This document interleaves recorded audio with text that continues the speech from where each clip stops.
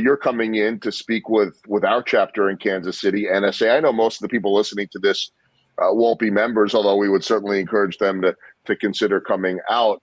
When you come and visit with a group like you will in Kansas City, typically, what are you trying to speak about? What's your message? Well, the message is really all about being an advantage player in your business and your life. How to how to gain a competitive advantage in everything that you do. And one of the first things that we'll do is we'll lay it out. I will show everybody who's in the audience how to count a deck of cards exactly the same way the professional card players do. And I'll show them the exact system that we use to take money out of casinos.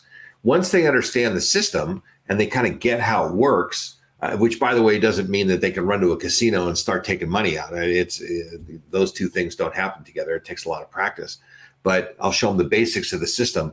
Once they get it, they'll understand the metaphor about how this works. And think about this, everybody in the room is going to know the answer. I'm going to show them 9 cards and they'll all know what the 10th card is because I'm going to have told them the system.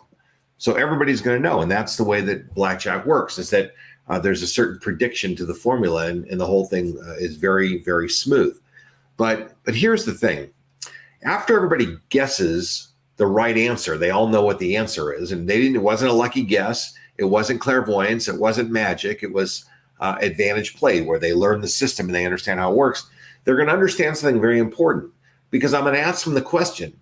If you got 7 people sitting at a blackjack table, how is it that 6 people don't know what day of the week it is, what time of the day it is, what they had for dinner, what they're doing tomorrow? They don't know anything that's happening around them. And one guy at the table knows so much about what's happening that person knows what cards are likely to come next.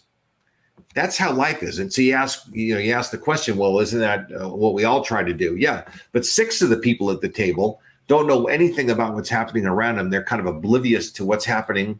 And one person at the table knows everything. And my goal for companies, my goal for NSA, my goal for everywhere I go is to turn leaders into advantage players who look at cues, they look at tells, they look at situations in ways that help wake them up and see and understand the world in a different way.